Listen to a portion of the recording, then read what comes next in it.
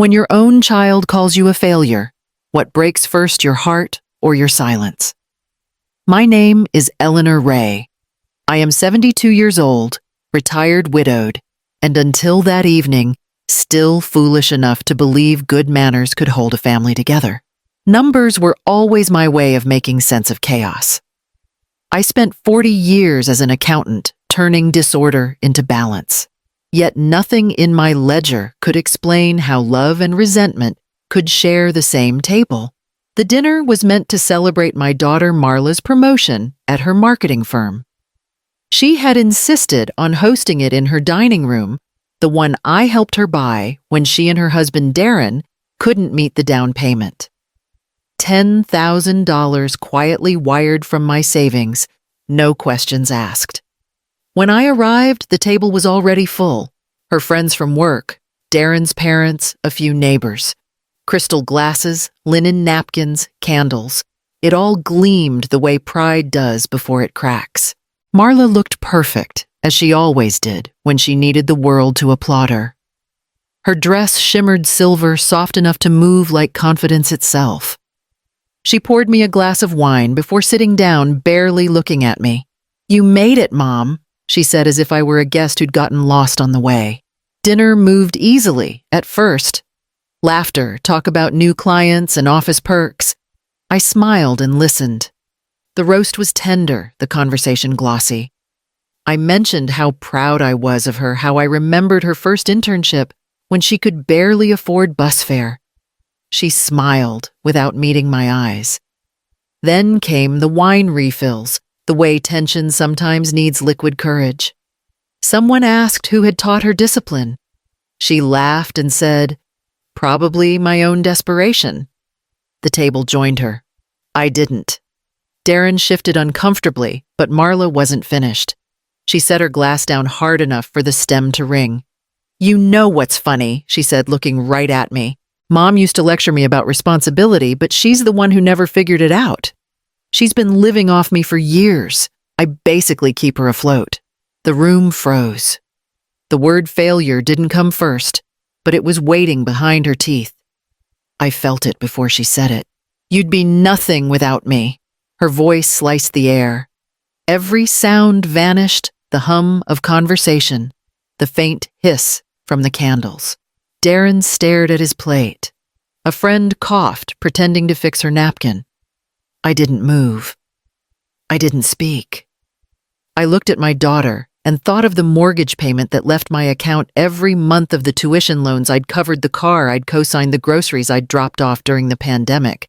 I had built the foundation she stood on, and now she was calling me wait. I reached for my glass steady-handed and took a slow sip.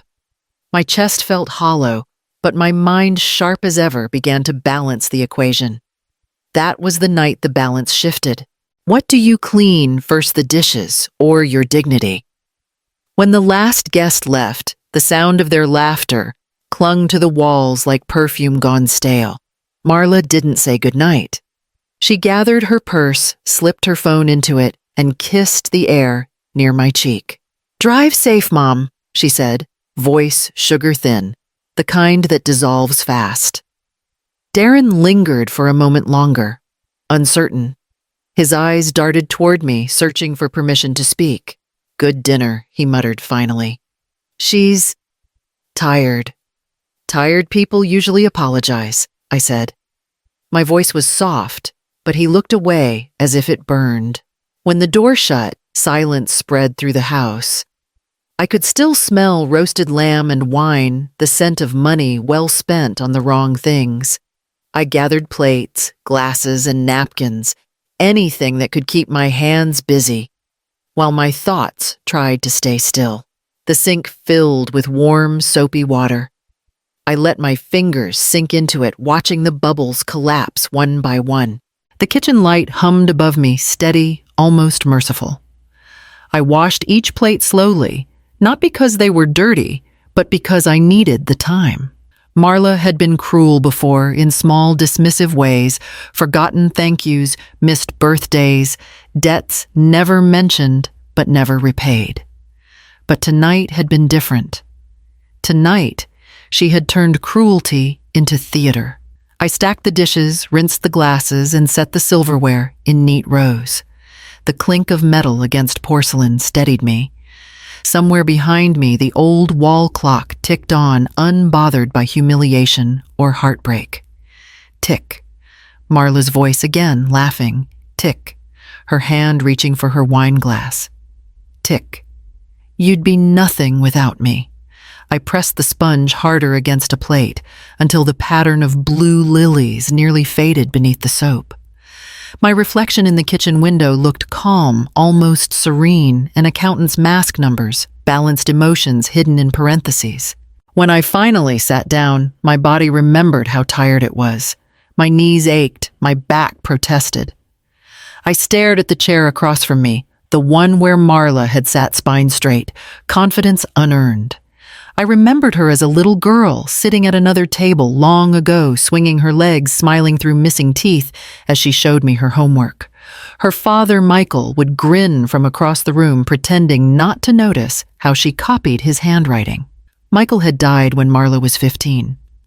I was left with a mortgage, a grieving teenager, and a promise to keep her life steady.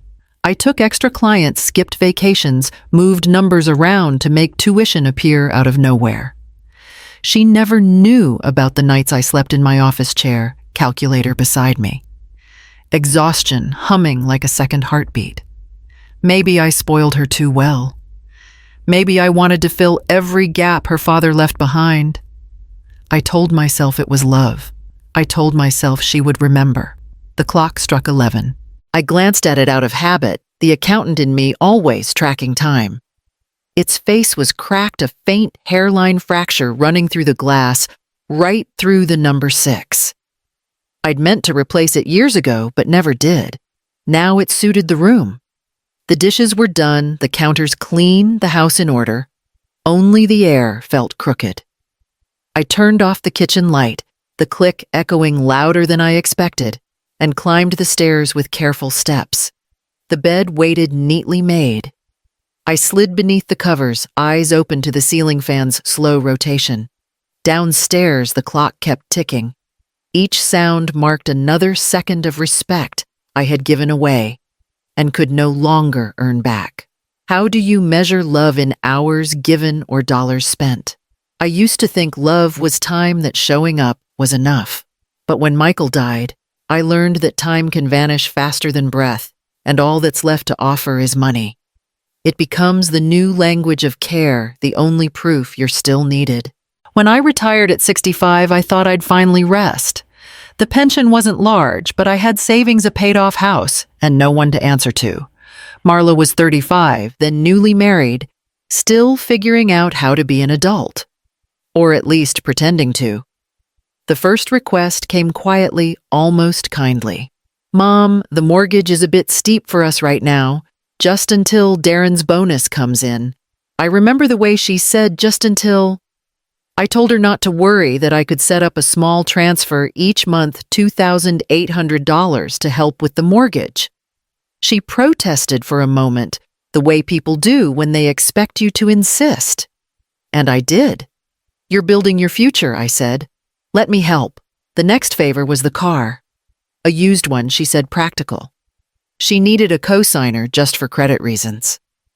I signed the papers without reading the fine print, the same way I used to sign permission slips when she was in school. That was how love looked to me, signatures instead of hugs. It was the tuition before that, though, that set the tone. When she got into the marketing program in Atlanta, I was proud, even relieved. She wanted to make something of herself.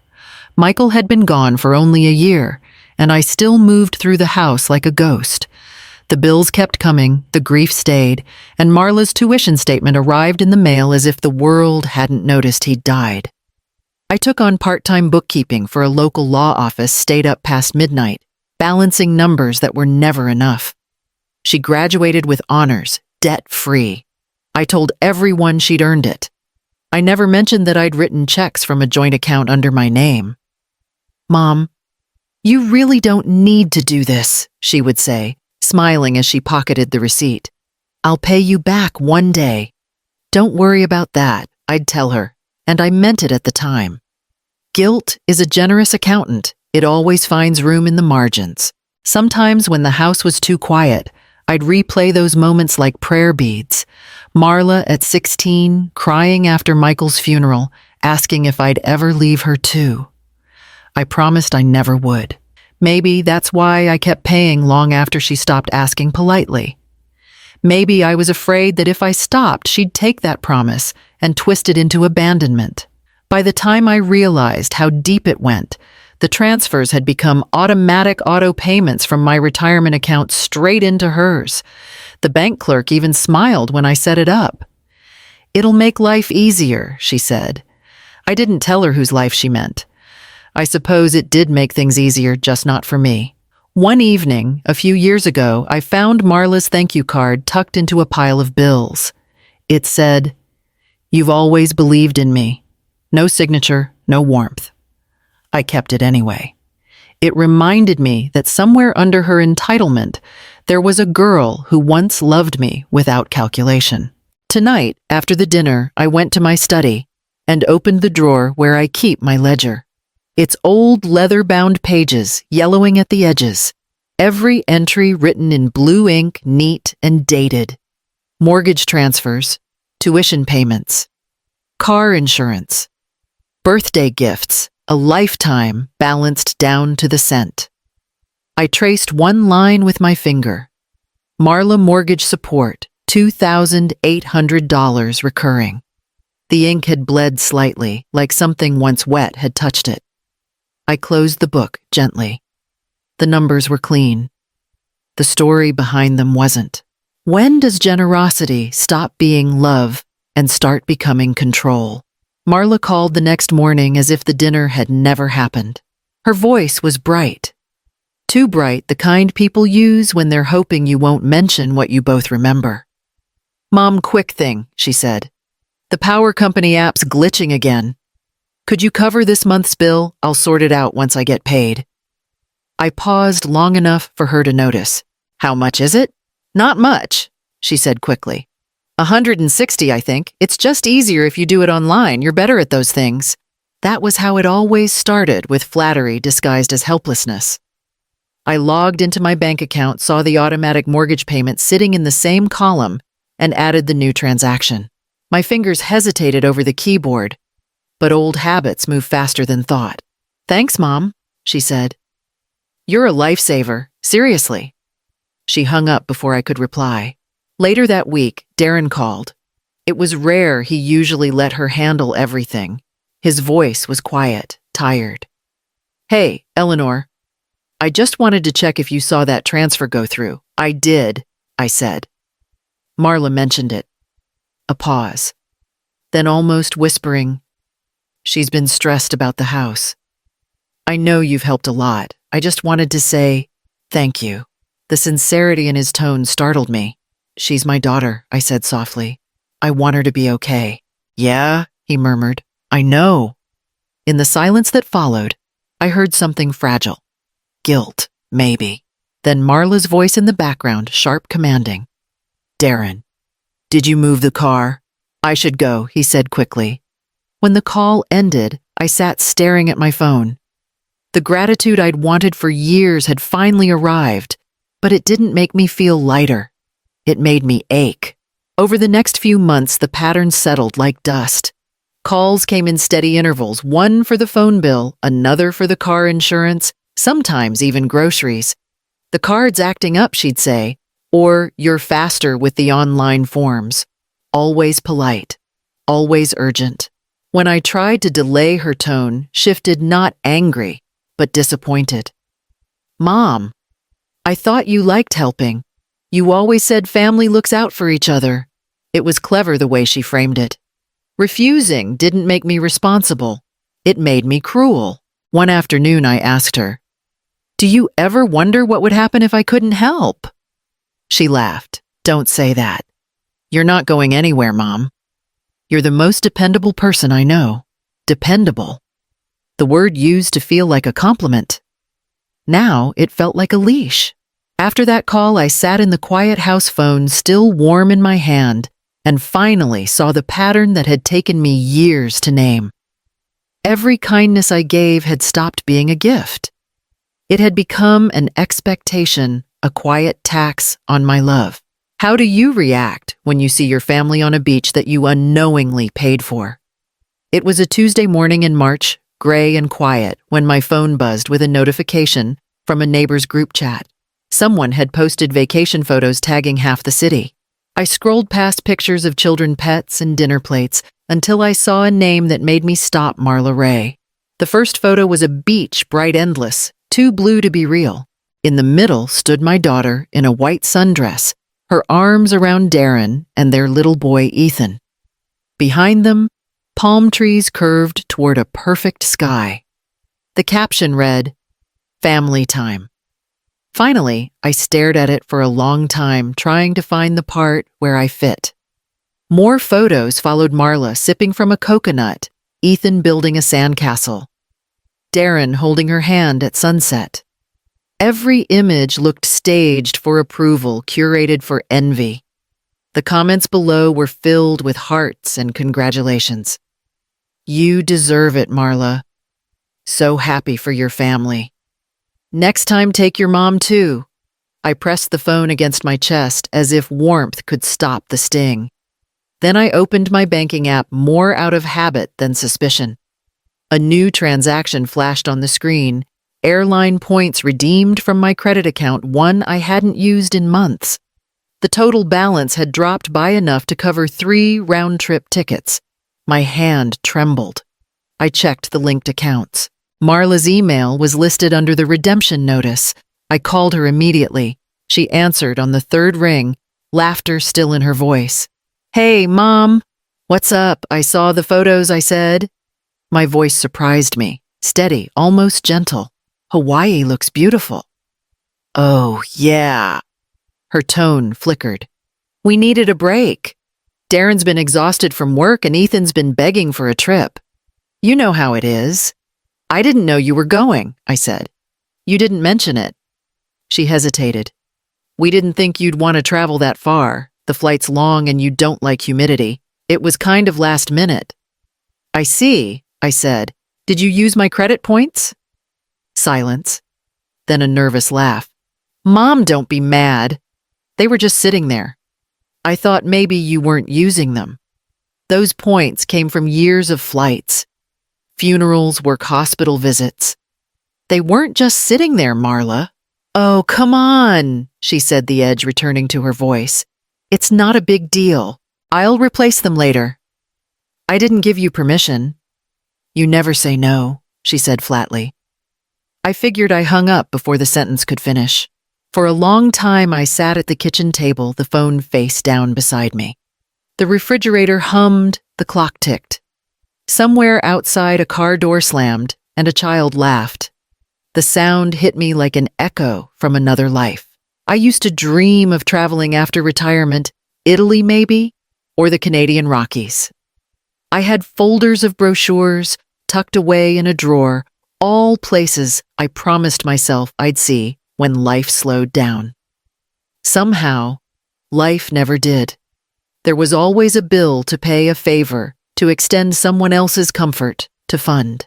Now, as my daughter sipped wine by the ocean I'd paid for, I realized the truth with the sharpness of salt in a wound.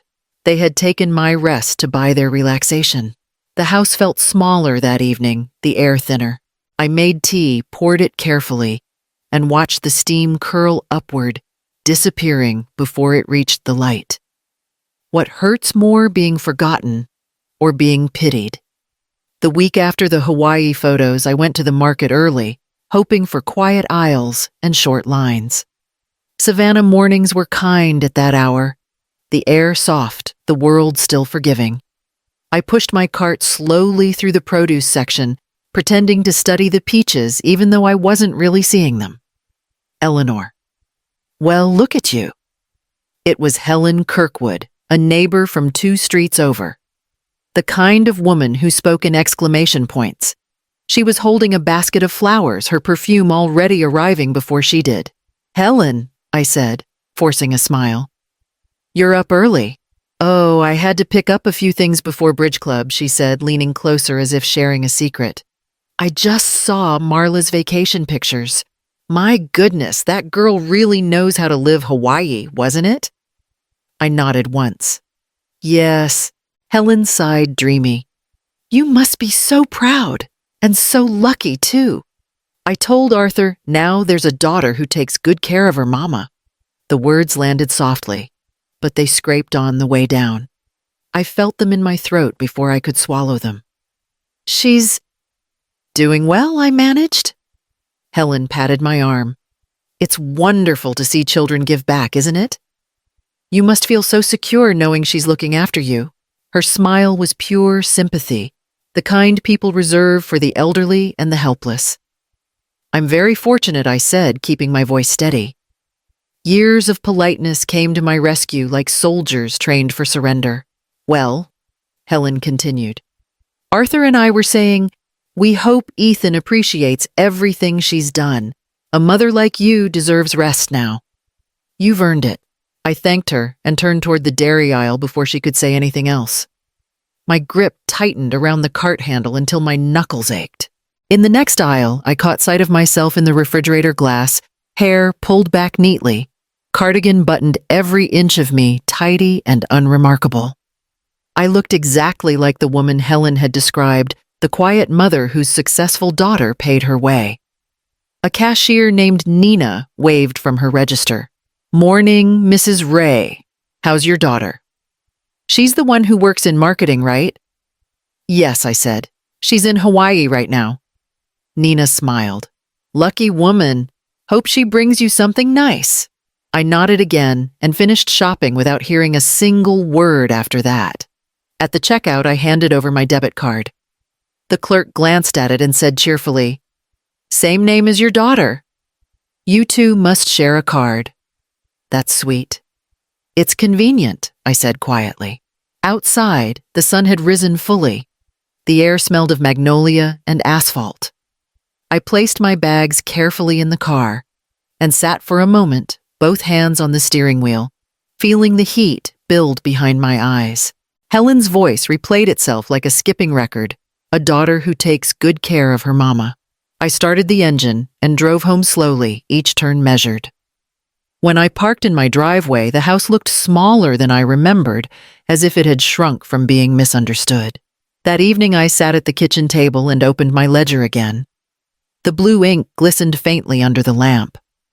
I ran my finger down the columns of numbers and whispered, So that's what they call being taken care of.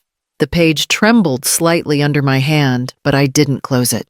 What if the smallest glitch shows you the biggest lie? The call came just after breakfast. I was rinsing my teacup when the phone rang, an unknown number with a Savannah area code. I almost ignored it. Mrs. Ray, a polite voice said when I answered. This is Denise from Seacoast Bank. We're calling about a mortgage auto debit that didn't process this month. I blinked. That must be a mistake. My mortgage was paid off 10 years ago. A pause, then paper rustling on the other end. I see, she said carefully. This account is under the name Marla and Darren Collins, but it's linked to your primary checking. You've been listed as a co-authorized payer. The word hung there, payer. I never signed anything for that, I said slowly. Not for their new house. Well, ma'am, the system shows your name attached to the automatic payments since last March. Denise hesitated. It's possible it was added through the online banking portal. My mouth went dry. Can you tell me who added it? I can't see that detail, but it would require access to your credentials. Access. Credentials. The words fit together too neatly, like puzzle pieces forming betrayal. Thank you, I managed. I'll handle it. I hung up and stood still, the phone heavy in my hand. For a long moment, I didn't move. Then I went to my desk, opened my laptop, and signed into my account. The numbers greeted me with their usual false politeness. Balances, dates, pending transactions. Under scheduled transfers, I found it mortgage payment $2,800 recurring. The next line read, Authorized user Marla Collins. I stared at her name until it blurred. When I called her, my voice stayed calm the way people sound just before they stop pretending. She answered on the second ring. Mom. Hi. Everything okay? The bank called, I said. They said a mortgage payment didn't go through. Oh, that, she said quickly. Yeah, Darren's card expired, so I switched the payment to your account for the month. It was just easier, without telling me. You wouldn't have minded, she said, her tone too smooth.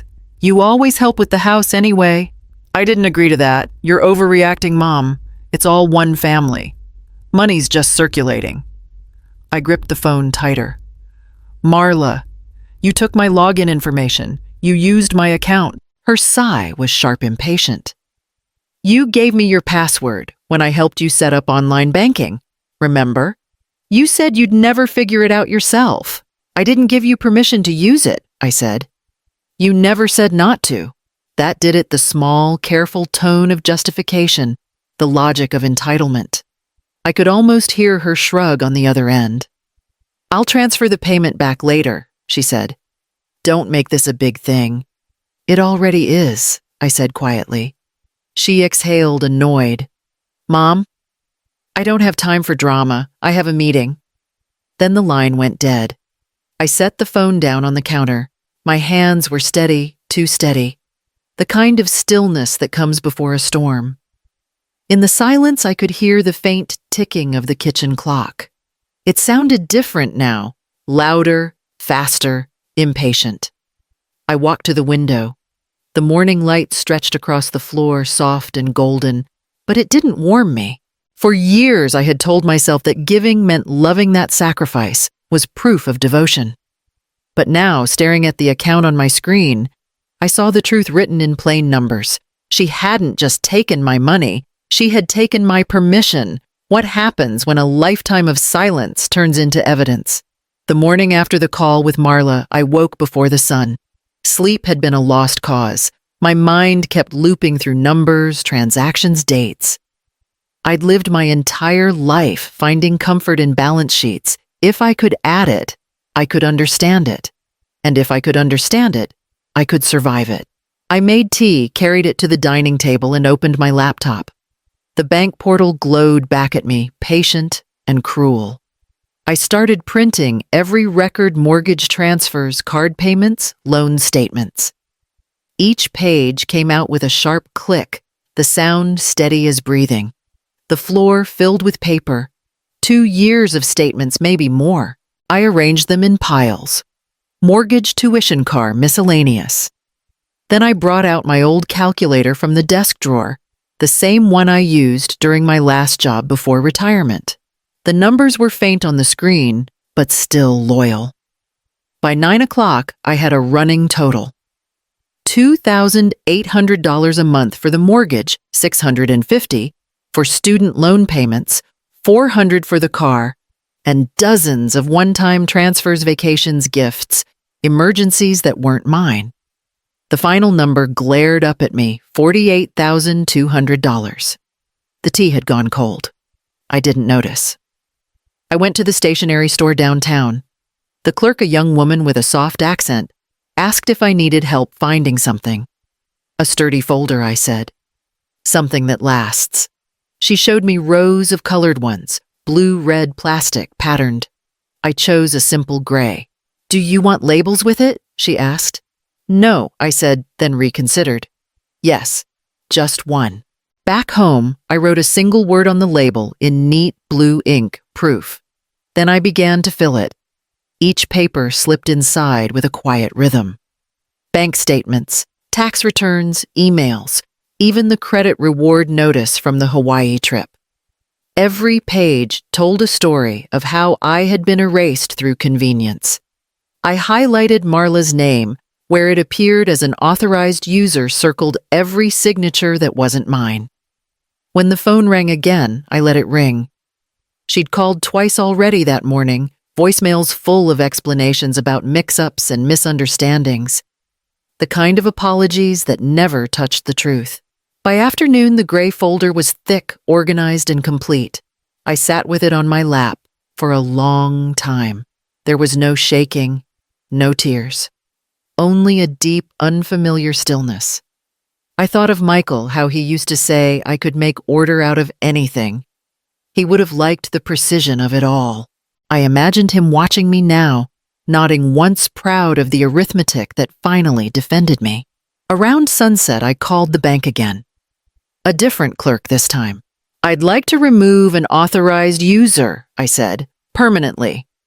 She verified my identity, then paused when I gave the name. "Marla Collins."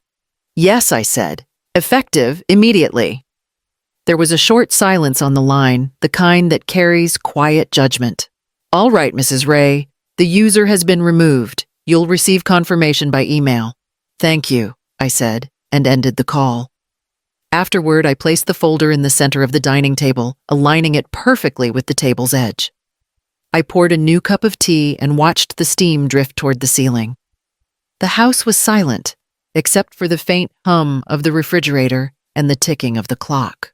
But this silence wasn't the heavy kind that followed humiliation. It was clean, deliberate, earned. I traced the word proof on the label with my fingertip.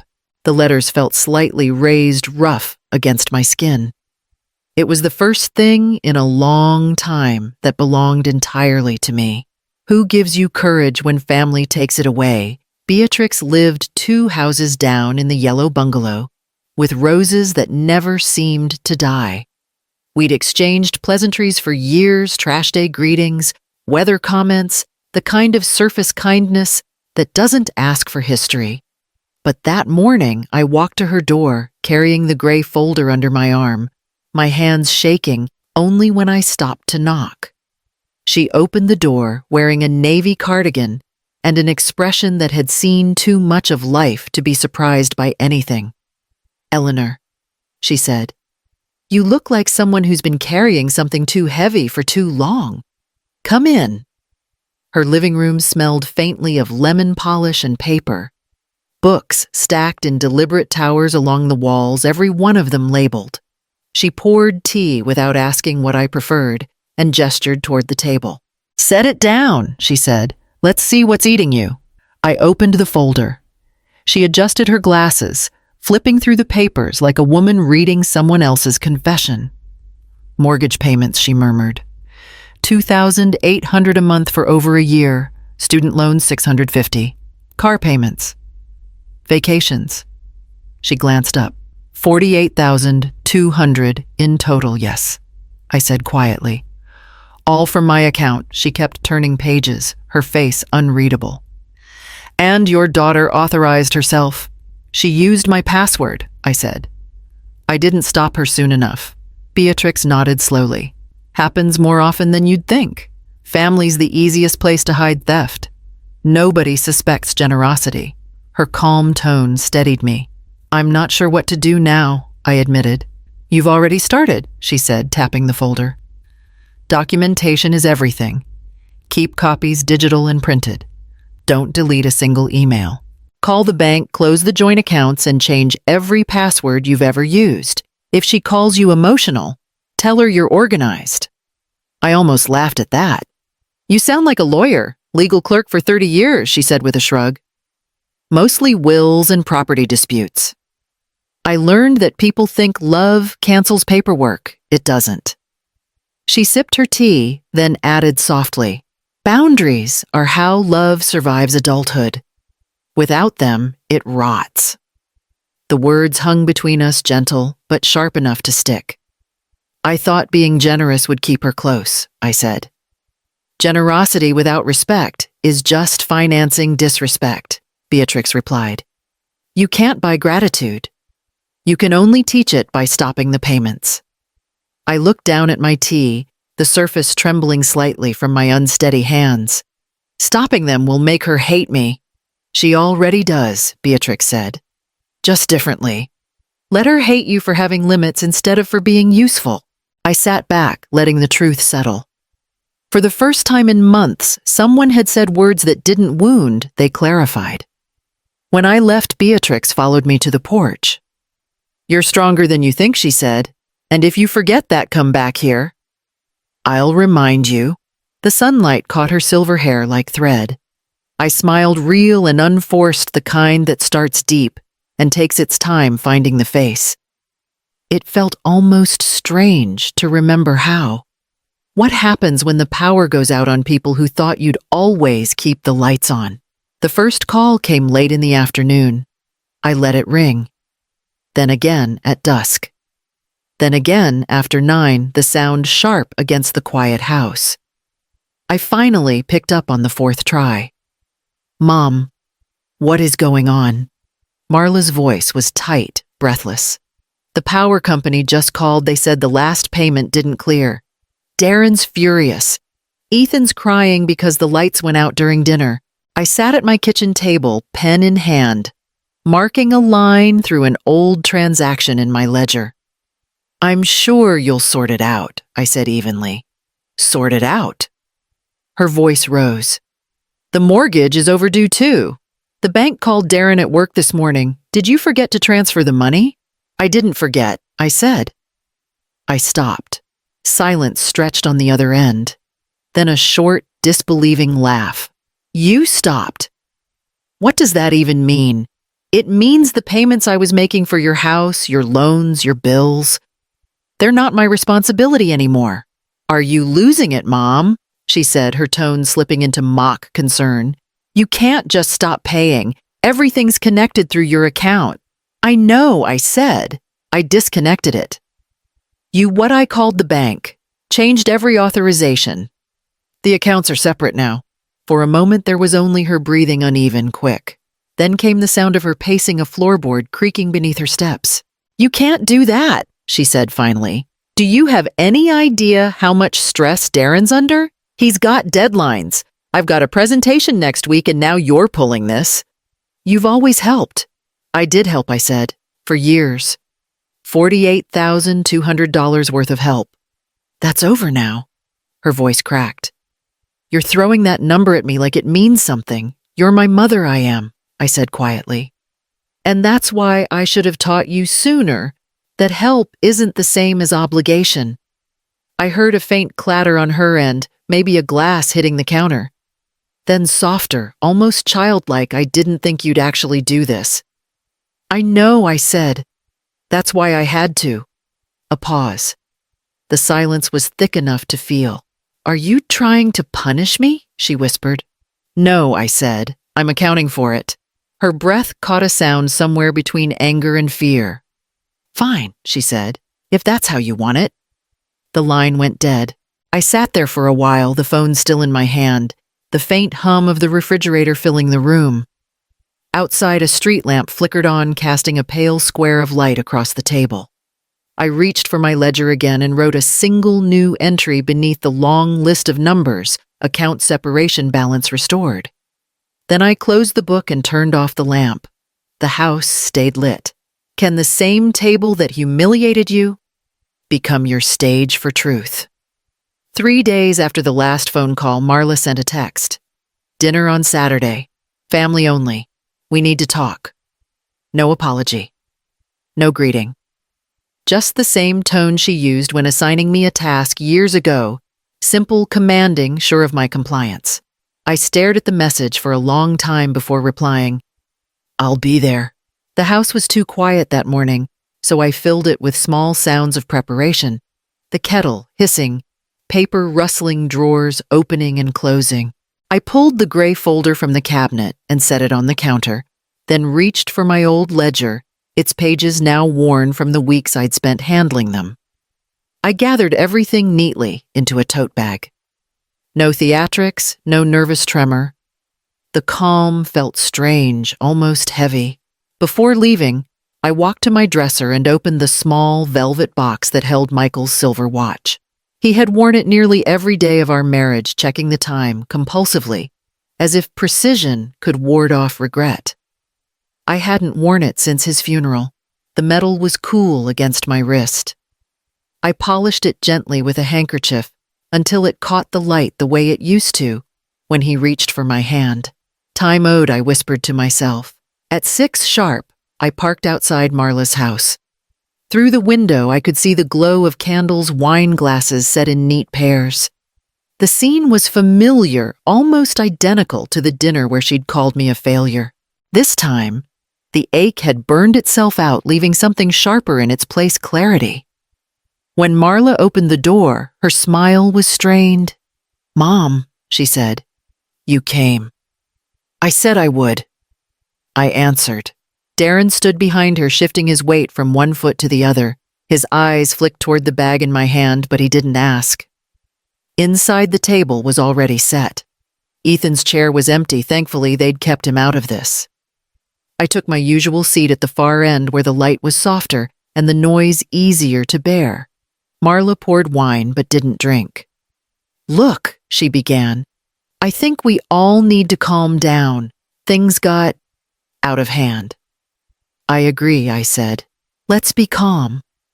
She exhaled in relief, mistaking composure for surrender. "Good. I know you've been stressed. Maybe after Dad died, things blurred, you took on too much. But family should help each other. You've always said that." "I have," I said. "But help isn't meant to be permanent." Her smile twitched. "We just need to realign, that's all. Once you move some money back into the joint account, we can reset the auto payments. Darren will monitor them so it's not on you." Darren cleared his throat. "It's just for stability," he said softly. "We all depend on routine." I nodded almost tenderly. "That's true. I like routines." Marla leaned back, sensing victory. "Good. Then we can go back to normal." I reached into my tote and placed the folder on the table. The sound it made was quiet, but final.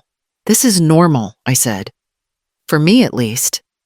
I document things. That's what accountants do." Her expression faltered. "Mom, what are you doing?" "Showing my work," I said. I opened the folder just enough for her to see the edges of the papers inside. Every payment, every transfer. You'll recognize the numbers. Her wine glass wobbled slightly as she set it down. "Why would you bring that here?" "Because you asked to talk," I said. "And I'd rather talk in numbers. They don't lie as easily as people do."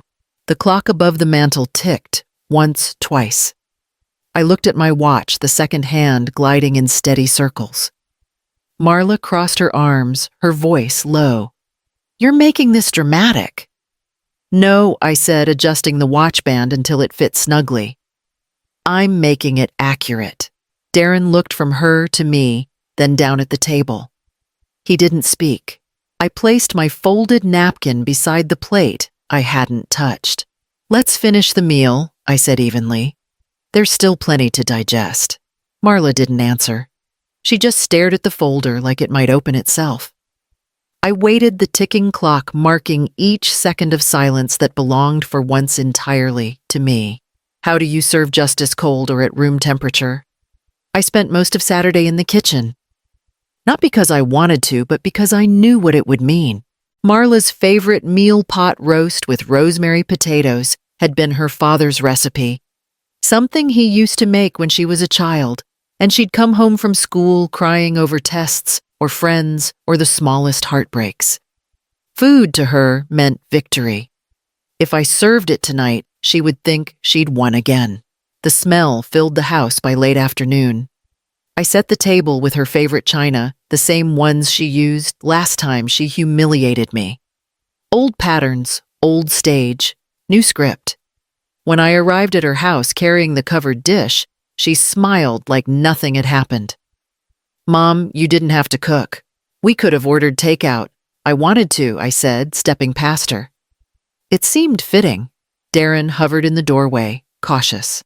"Smells great," he offered. "Thank you," I said, setting the dish on the table. My tote bag, heavy with the gray folder, sat beside my chair. We ate in fragments, conversation clipped and polite. Darren tried to fill the space with talk about work, about Ethan's soccer team, about anything that wasn't real. Marla let him ramble for a while, then interrupted with her carefully rehearsed smile. So she said, cutting her meat delicately. "About the accounts. I think we've all had time to breathe. You were upset, and I said some things I shouldn't have. But I've been thinking, maybe we can put everything back the way it was. You handle the mortgage and we'll manage the utilities this time. Fair trade, right? I sliced a potato cleanly in half. No, Marla. I'm done handling other people's debts. She laughed softly. You make it sound like a crime. Some might call it that, I said. Her fork froze midair. Excuse me, I'm not accusing, I said. Just describing. Darren cleared his throat. Let's not do this during dinner, but it was already happening slow and quiet, like water boiling under a lid. Marla leaned forward. You think you're teaching me some lesson, but all you're doing is punishing yourself. You'll be alone, Mom. That's what happens when people push family away. Family isn't something you fund, Marla, I said evenly. It's something you respect. She exhaled sharply. I respect you. You raised me, didn't you? I did, I said.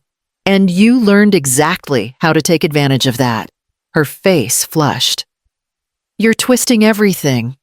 You offered to help. You insisted I offered, I said not forever. The silver watch on my wrist caught the candlelight as I folded my napkin. Michael's watch. He'd worn it during the last dinner we ever had as a family. I could almost hear him saying, Keep your numbers clean, Ellie. No one argues with math. I reached into the tote and placed the folder beside my plate. The sound was quiet, but heavy like the closing of a door. What's that? She asked, her tone sharp. Just the truth, I said. Darren's eyes flicked toward it, then back to his plate. Marla stared at me, trying to read what she couldn't yet see. You brought paperwork to dinner, she said with a half laugh that didn't reach her eyes.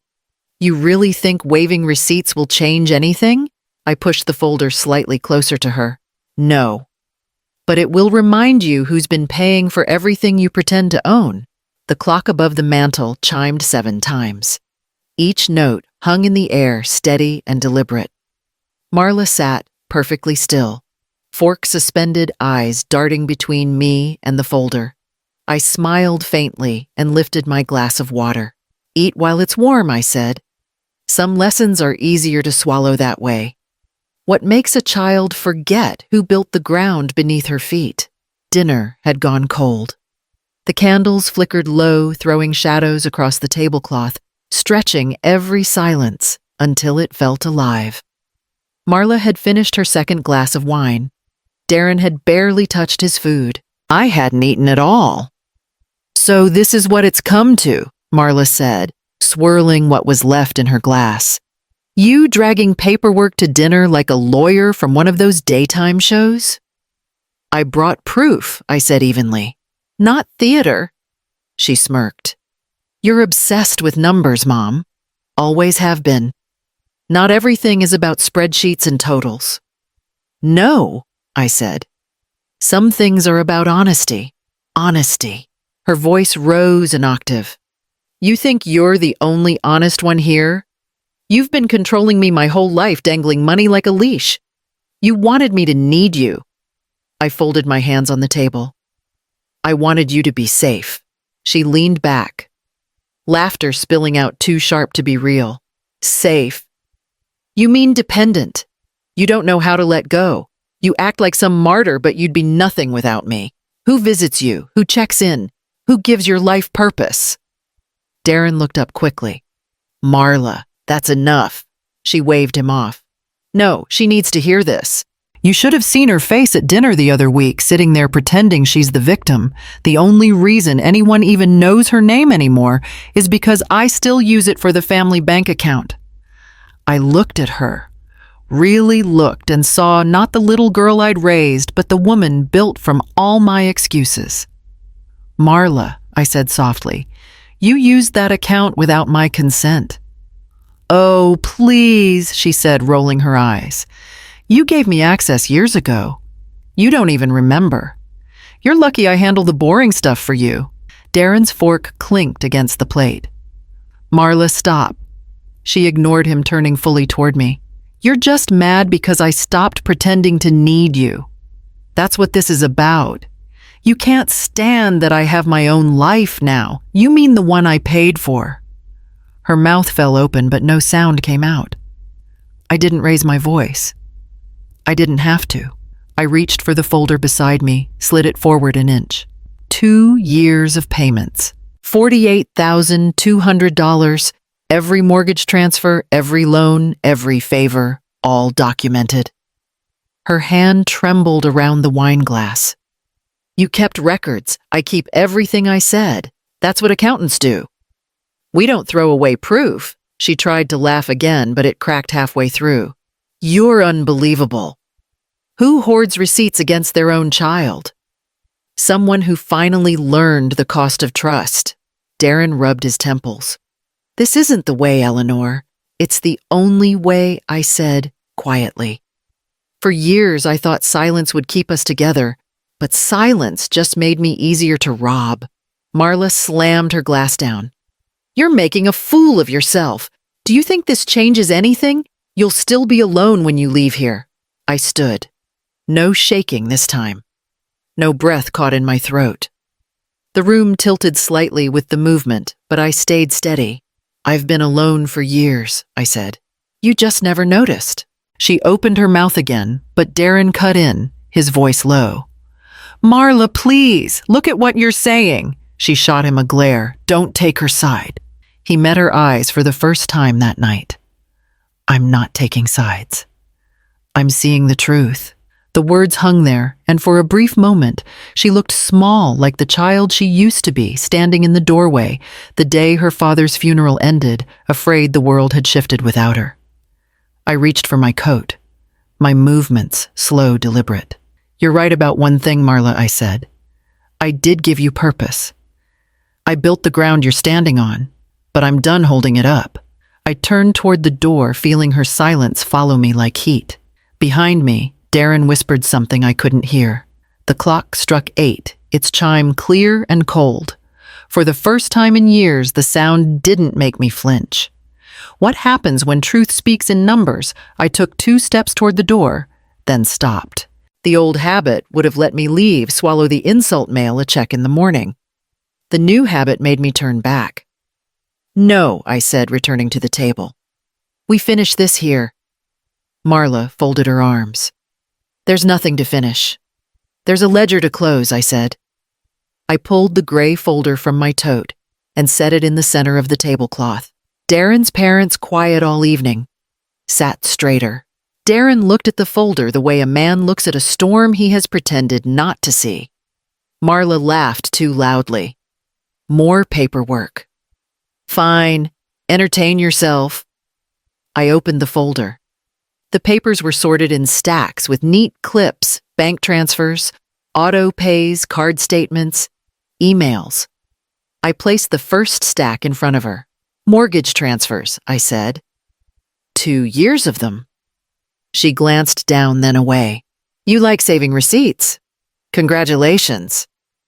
I slid the second stack beside the first. Loan payments. Your name on every line. Darren's mother leaned forward. Marla. Is this Marla's jaw tensed? It's nothing. She helped once or twice. I laid down the third stack. Credit card bailouts, travel clothes, restaurants. I tapped a highlighted line. This one's the Hawaii resort. Points redemption tied to my account. Darren shut his eyes. Marla. She turned on him. Do not start. I took out the final sheet, a summary I'd typed that morning, and kept my voice even. Totals, I said. Mortgage support, $28,000. Loans, $14,000. Credit, $6,200. That is $48,200 from my accounts to your life. The room thinned to silence. The same silence from the dinner when she called me a failure, except now it belonged to me. Marla reached for the summary, but her hand hovered above the paper like it might burn her. You're inflating this on purpose. Every figure is tied to a statement I said. Every statement has a date. Every date has my money leaving. Darren's father cleared his throat. We didn't know. Marla snapped. There is nothing to know, she offered. I offered for a time, I said. Then I was taken. Marla's eyes flashed. You gave me your password. I gave you trust, I said. You took access. Darren spoke voice low, breaking carefully. I knew about some of it, Eleanor. Not all. I should have asked more questions. Marla whirled toward him. You knew I saw the bank emails. His words were steady, but his hands weren't. The ones about the authorized user. I told myself it was temporary. Unbelievable, she said. You two are trying to make me the villain because Mom loves drama. I slid an email printout across the table. Confirmation of the authorized user added last March. It shows the device and the time. You were at home that afternoon. I was at an appointment across town. Marla stared at the page. You tracked my devices. I tracked my losses, I said. Darren's mother whispered. Marla, sweetheart, do not pity me, she hissed. I placed one last sheet in front of her, the only one not clipped. It was a photograph of my ledger blue ink, tidy as breath.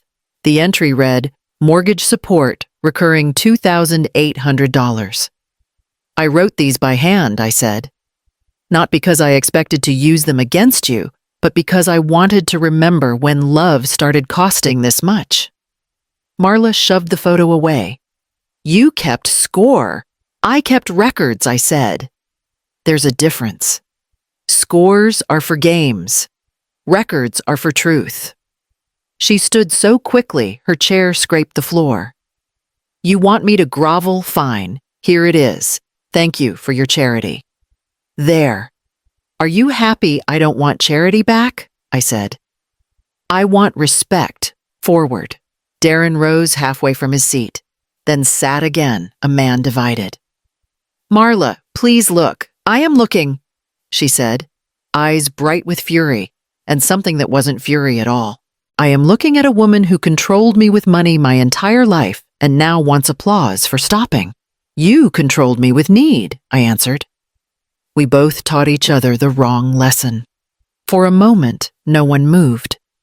The clock on the mantel ticked, polite and relentless. Darren's father cleared his throat again. What happens now? Now, nothing leaves my account that I haven't chosen, I said. The authorizations are removed.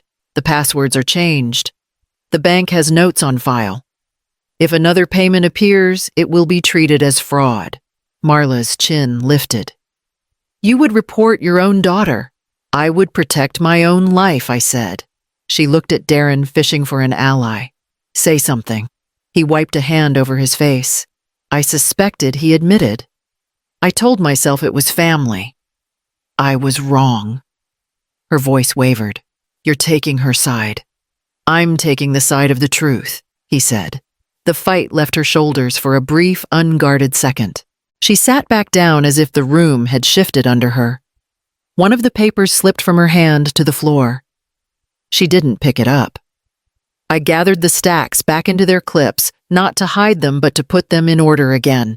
The act steadied me. Marla watched my hands. So that's it. You just cut me off and walk away like none of it happened. It happened, I said. That's why it stops. Darren's mother spoke up, halting and careful. Marla, your mother has given more than most. Perhaps it is time.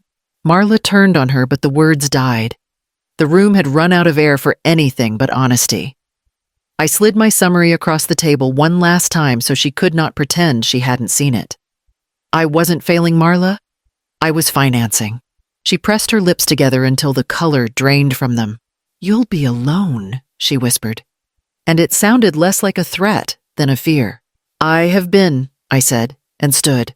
That ends too. I placed the folder back in my tote, leaving only one page behind the totals sheet, centered on the table like a bill that had come due. I smoothed the edges with my palm. Darren picked it up and folded it once carefully, as if the crease might be a prayer. He didn't meet my eyes, but when he spoke, his voice carried something I hadn't heard from him before. Wait. We'll handle our house, he said. I nodded. That is the point. I reached for my coat. No one moved to stop me. The same guests who had watched me swallowed by silence weeks ago, family who had mistaken my quiet for agreement, now watched silence belong to me. No clatter of forks, No polite lies. Just the soft click of my bag closing and the steady tick of the clock, marking every second I had taken back.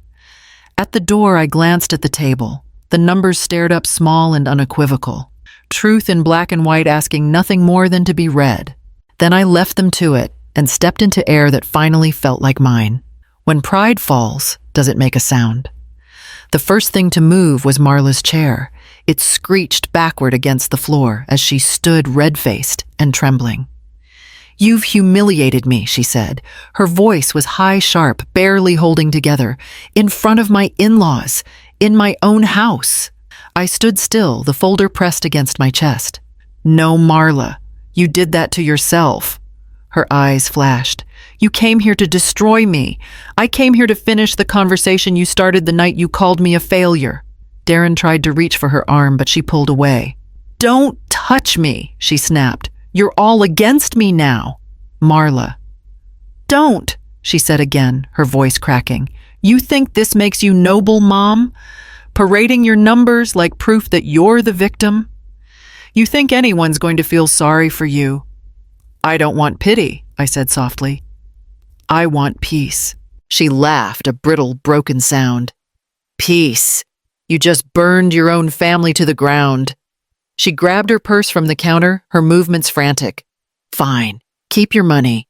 Keep your silence. I hope you enjoy being alone." Then she was gone, the front door slamming behind her so hard the wall trembled. For a long moment, no one spoke. The candle flames flickered from the draft she left behind. Darren rubbed his face with both hands. "I'm sorry," he said finally. "I should have stopped it sooner. I knew something wasn't right. I just didn't want to make it worse." "It's all right," I said. "No," he insisted.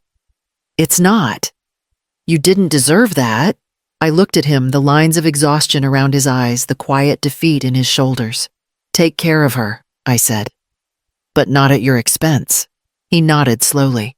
"I think that's a lesson we both needed." I gathered the papers back into the folder. The pages slid together with a soft whisper, like closing a chapter that had waited too long. Darren's mother stood as I buttoned my coat. "Mrs. Ray," she said gently, "you're a remarkable woman. I hope she understands that one day." I smiled faintly. "Maybe. But tonight, understanding isn't my concern." The night air outside was cold and still. I walked to my car without looking back. The porch light glowed behind me, pale against the darkness. I sat in the driver's seat for a long time, the folder on my lap. I could still hear Marla's words echoing faintly, the anger wrapped in fear, the fear wrapped in pride. For years I had mistaken her dependence for love, her entitlement for closeness.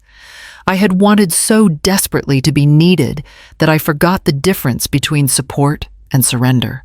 The street was quiet, except for the wind moving through the trees. I started the car and eased it into gear.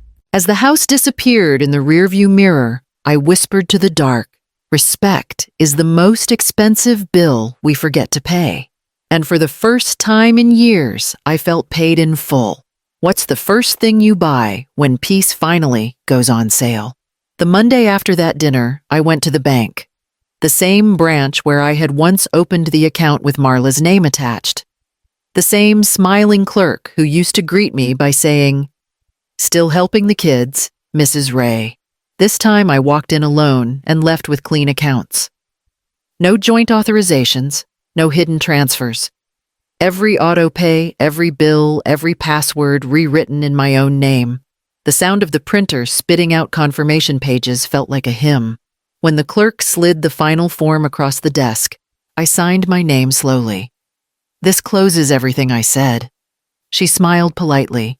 "Yes, ma'am. Your balance is now fully under your control." I folded the receipt and tucked it into my wallet behind Michael's old photo. For the first time in years, both fit perfectly in the same space. By spring, I moved into a smaller house, 2 bedrooms, pale shutters, a porch that looked out toward the oak trees near Forsyth Park. The realtor called it a downsizing. I called it resizing my life to fit the truth. Beatrix came over with a housewarming gift, a jar of lemon curd she'd made herself. For sweetness, she said, setting it beside my kettle. I don't know what I'd have done without you, I told her. You'd have done exactly this, she said. Maybe a little slower, but you'd have done it. We had tea in my kitchen that afternoon. She noticed the envelope pinned to my bulletin board, bank statements neatly labeled. You keeping them for memory or warning, she asked. Both, I said. Proof doesn't just protect, it reminds. She nodded. Good. You're ready for Thursday. Thursday was our first session for the Women's Financial Literacy Group. Beatrix had started it years ago for widows and retirees, women who thought trust was still something you could sign away. She asked me to join as a volunteer. I don't know how much I can offer, I'd told her. You know enough to save a room full of strangers from losing their peace, she'd said. That's more than most experts. The meeting was held in the community hall near the park. About a dozen women came, all with notebooks and questions about pensions, mortgages, and adult children who borrowed too often. I listened more than I spoke at first, until one woman said quietly, My daughter has access to my card. She says it's just for convenience. Something inside me steadied. Then make it inconvenient, I said. Change it today. The room went quiet, and then several women nodded. Beatrix smiled over her teacup, proud and patient. When I came home that night, the house was dim but calm. The old ledger sat on my desk, closed for good. I didn't need it anymore. Instead, I placed Michael's watch beside it, wound it once, and listened to it tick. The steady rhythm sounded like breathing, measured, deliberate, alive. I made myself tea, poured it into a chipped mug, and sat by the window. Outside, the lamps of Forsyth Park glowed softly through the leaves. For the first time in years, my life balanced perfectly. No debt, no guilt, no silence I couldn't afford. Peace, it turned out, had been on sale all along. I just had to stop paying for everything else to afford it. When the house glows again, is it mercy or memory that keeps the light burning? The brass lamp arrived in a plain cardboard box. No ceremony, no instructions. Just weight, warmth, and the promise of permanence. I unpacked it on the porch one Saturday morning, the same way Michael used to unpack his tools, slow and steady, as if patience could guarantee precision. The engraving caught the light as I wiped it clean, built by boundaries. Kept by respect. The words had come to me one night weeks earlier, written in pencil on a grocery receipt. They weren't a statement, they were a map.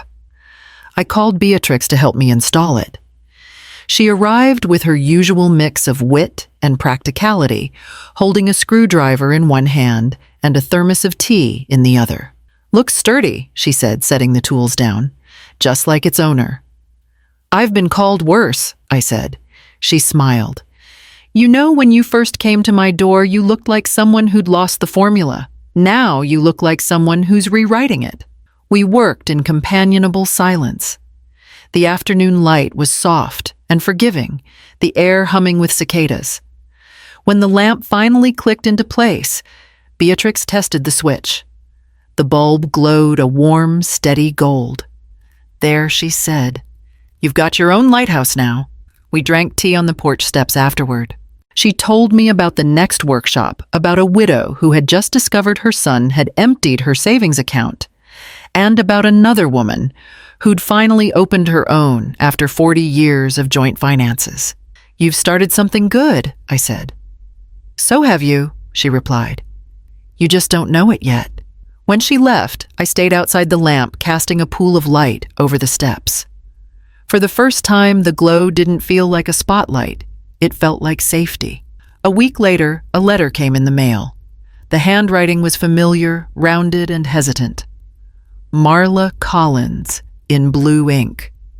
I stood at the kitchen counter for a long moment before opening it. Mom, I'm sorry, I'm learning. It's not fast, but I am. I didn't understand how much I took from you: money, time, patience.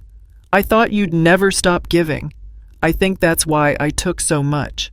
I don't expect forgiveness, but I wanted you to know I'm trying. Marla. The paper trembled a little in my hands. I folded it once and slid it between the pages of my ledger, the one I no longer needed but couldn't throw away. I didn't write back. Not yet.